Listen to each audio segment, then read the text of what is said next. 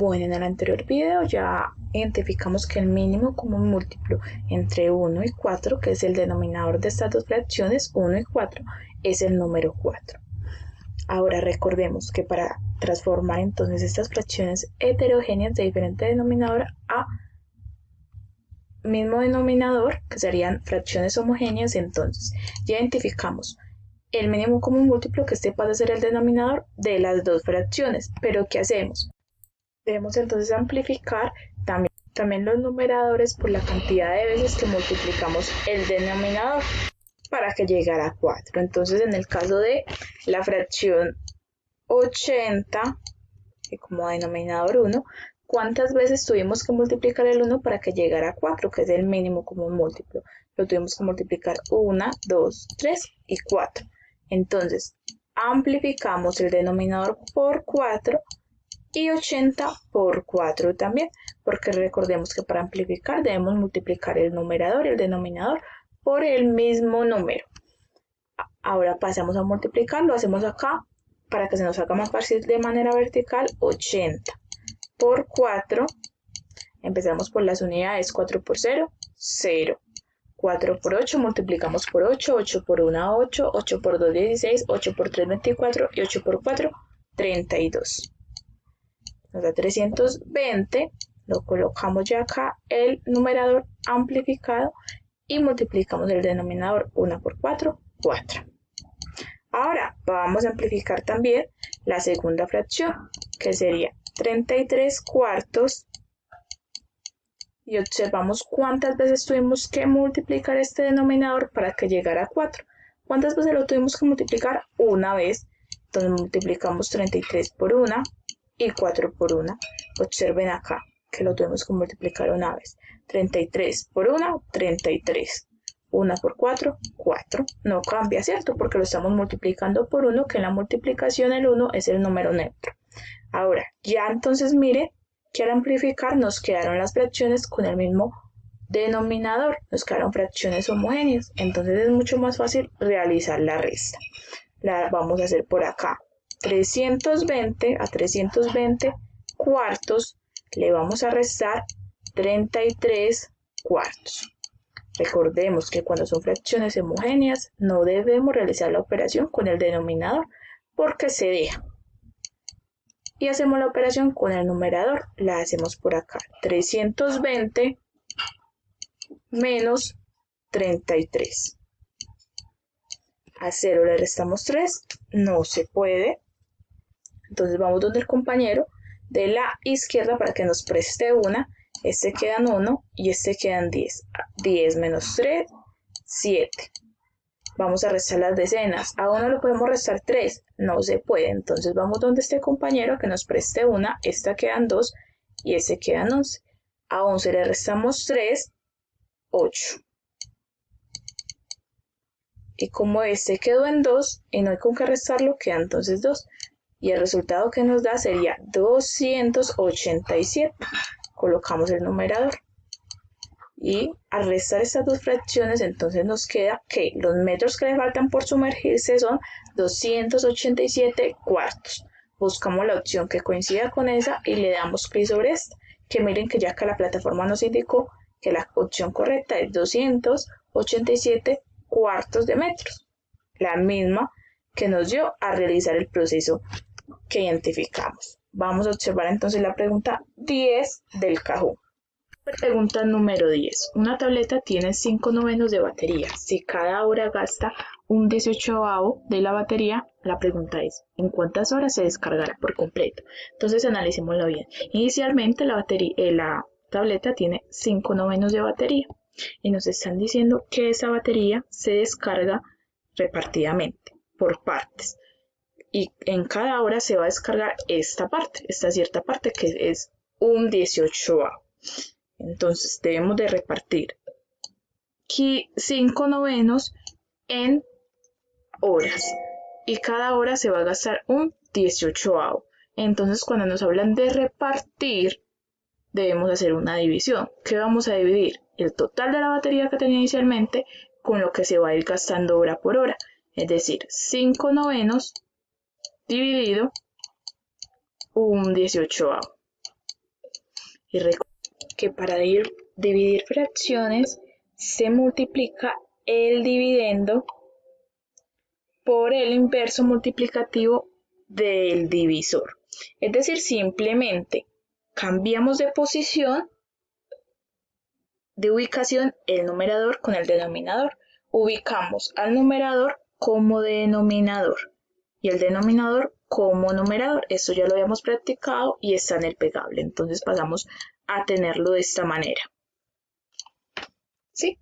Y ya recordemos que en el segundo paso se multiplica. ¿Qué hacemos? El numerador pasa como denominador y el denominador como numerador, de esta manera. Entonces recordemos que para dividir fracciones debemos cambiar de posición, ubicar de diferente manera el numerador y el denominador en la segunda fracción y que en el segundo paso se multiplica. Esto lo pueden repasar también en la página 40 del libro de Santillana Físico. Ahora sí, pasamos a multiplicar. 5 por 18 lo podemos hacer aquí de manera vertical por 5, 18 por 5, 5 por 8, multiplicamos por 8, 8 por 1, 8, 8 por 2, 16, 8 por 3, 24, 8 por 4, 32 y 8 por 5, 40. Colocamos el 0 y llevamos 4. En las decenas, 5 por 1, 5, más 4 que llevábamos, 9. 18 por 5, 90. Colocamos el resultado que nos dio de multiplicar los numeradores y multiplicamos los denominadores. 9 por 1, 9.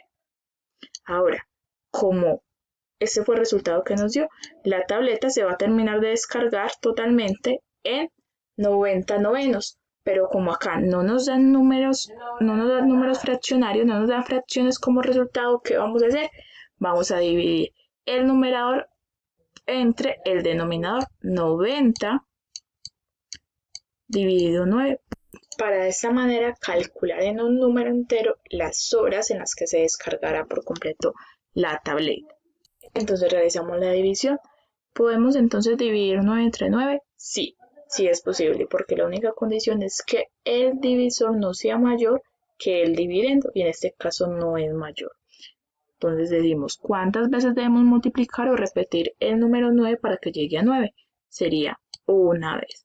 1 por 9, 9. Colocamos este número bajo el número que estamos dividiendo y realizamos la resta. 9 menos 9, 0.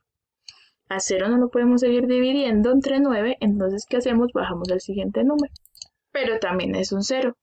Como el 0 no se puede dividir entre 9, entonces decimos 0 al cociente y bajamos el siguiente, pero ya no hay más números para dividir. Eso significa que esta división es exacta y que el cociente es este, 10. Esta respuesta sí coincide con las opciones que tenemos, es decir, en 10 horas se descarga la tableta por completo. ¿Cuál es la opción que coincide con este dato que acabamos de identificar? Esta opción. Le damos clic sobre esto y mire que nos aparece como la correcta. Vamos a continuar con la pregunta número 11. Las casas de Luisa, Fernanda, Javier y Andrea forman una figura como se muestra en la imagen. Acá nos dan entonces una gráfica, la casa de Andrea, de Luisa, Javier y Fernando, y cada punto en el que se ubica la casa forma entonces un rombo. ¿Qué vamos a hacer con esa información? La pregunta es, ¿qué tipo de triángulo forman las casas de Javier, Fernanda y Luisa? Observemos acá. Lo podríamos entonces responder con la regla midiendo cada uno de los lados, pero nos queda mucho más fácil tomar en cuenta las medidas de los lados que nos dan acá. Observemos que entonces el lado desde la casa de Luisa hasta la casa de Javier tiene una medida de 12 metros, suponiendo con esas medidas 12 metros, mientras que la medida de este lado, desde la casa de Javier hasta la casa de Fernanda, mide 15 metros. Tiene otra medida, longitud diferente. Ahora, este otro lado, que sería el tercer lado del triángulo, mide entonces lo que calculemos, porque no tenemos la medida total desde este punto hasta este punto, entonces sumamos la distancia que hay desde la casa de Luisa, que es esta que está acá, que son 12 metros, hasta la casa de Andrea, y sumamos lo que es la distancia desde donde Andrea hasta donde Fernanda, que serían 15 metros. Sumamos 2 más 5, 7, 1 más 1, 2. Serían 27 metros. Este tercer lado, desde la casa de Luis hasta la casa de Fernanda, mide 27 metros. Si comparamos, ninguno de los lados de este triángulo tiene la misma medida, por lo que vamos a recordar lo practicamos al inicio de este periodo y está en el módulo 2 del libro físico de Santillana, volumen 1, es decir, el libro que trabajamos el periodo pasado y que también trabajamos a inicio de este periodo, que tiene la portada azul. Ahí van a encontrar, o si observan en la agenda propuesta para la primera clase de matemáticas del tercer periodo, van entonces a recordar cuáles son las características de los cuadros que se clasifican según sus lados. Vamos entonces a recordar esta información para que podamos identificar. Entonces, los tipos de triángulos son según sus lados. Un triángulo equilátero es cuando sus tres lados son iguales. Un triángulo isósceles es cuando nada más dos de sus lados son iguales. Un triángulo escaleno cuando no tiene ningún lado igual. Y ahora, si los clasificamos según sus ángulos, un triángulo rectángulo es cuando uno de sus ángulos es recto, es decir, que miden 90 grados. Un triángulo acutángulo es cuando los tres lados que se forman, este y este, de acá, en sus tres vértices, son agudos, es decir, que miden menos de 90 grados. Y el último triángulo sería entonces el obtusángulo, que es el que tiene un ángulo obtuso. Muy recomendable que practiquen eso. Un ángulo obtuso, recordemos que es el que mide más de 90 grados. Entonces vamos a ver las opciones que tenemos para poder elegir.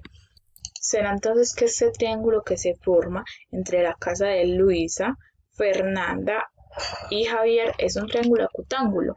Tiene todos sus tres lados agudos. Lo podemos comprobar con el transportador, recordando la medida entonces o la forma de cada ángulo, y podemos identificar de manera inmediata que este ángulo que se forma acá no es un ángulo agudo que mide menos de 90 grados. Lo pueden comprobar con el transportador. Ahora, ¿será este un triángulo isósceles que dos de sus lados tienen la misma longitud? No, ¿cierto? Porque ya observamos que cada uno de los lados de este triángulo tiene una medida diferente. Ahora tenemos, ¿será un triángulo rectángulo? Tiene un ángulo recto. Recuerden que un ángulo recto es de esta manera, que mide 90 grados. Ustedes observan y pueden corroborar que no tiene ningún ángulo recto, porque este sería agudo y obtuso.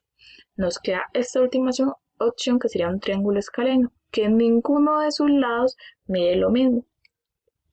Y ya comprobamos que todos los lados de ese triángulo tienen diferente longitud. Es decir, que esta es la respuesta correcta. Vamos a observar la última pregunta, la pregunta 12 del cajón. Pregunta 12. De la imagen se puede afirmar que tenemos aquí entonces la imagen y nos están indicando que esta es la figura inicial, miren, y que no cambia de forma, no cambia de características, no se amplía, no se reduce porque sigue teniendo las mismas medidas y lo podemos comprobar con la regla, midiendo la longitud de cada uno de sus lados, sino que cambia de posición. Pero será una traslación. ¿Se desplaza en línea recta por el plano? No es cierto. Observamos que acá gira en el sentido de la circunferencia del transportador, que es con lo que medimos los ángulos. Entonces se puede decir que es una rotación. Podríamos afirmar que es una rotación. ¿De cuánto? Miren que acá mismo nos indican. Giró a partir de esta vértice, es decir, que acá se colocó el punto central de la mitad del transportador con esta vértice y se rotó. Entonces acá nos indican los grados, 60 grados. Se rotó 60 grados esta figura. Para poder responder a esta pregunta, entonces debemos leer cada una de las opciones a ver cuál es la verídica, cuál es la verdadera. Entonces empezamos por esta. La rotación se hizo hacia la izquierda y fue de 45 grados, no fue de 45 grados, y la rotación, si observamos, se hizo a la derecha. Entonces esta opción no concuerda. La rotación se hizo hacia la izquierda y fue de 60 grados. Fue una rotación de 60 grados, pero no se hizo hacia la izquierda, entonces no concuerda esta otra opción. Ahora, la rotación se hizo hacia la derecha y fue de 45 grados. Se hizo hacia la derecha, pero no se hizo con estos grados, sino que fue de 60 grados. Es decir, la respuesta correcta es esta.